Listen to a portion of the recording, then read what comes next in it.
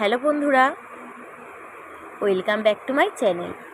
তোমরা সবাই কেমন আছো? আশা করছি ভালো আছো। আর আজকে না আমার শরীরটা খুব খারাপ লাগছিল, সেই জন্য দুপুরে আজকে আমি ভাতই খাইনি। আর এখন বাজে কিন্তু সন্ধেবেলা, মানে এই সাড়ে ছটা বাজে। তো এখন খিদে পেয়ে গেছে, যেহেতু দুপুরে ভাত খাইনি, সেই জন্য আজকে দুপুরে কী কী রান্না হয়েছিল সেটাই তোমাদের সাথে একটু শেয়ার করছিলাম। আজকে ছিল সাদা ভাত। আমি একটু পেঁয়াজ নিয়েছি, কারণ পেঁয়াজ আমার খেতে খুবই ভালো লাগে। এখানে মা আজকে করেছিল তেল পটল,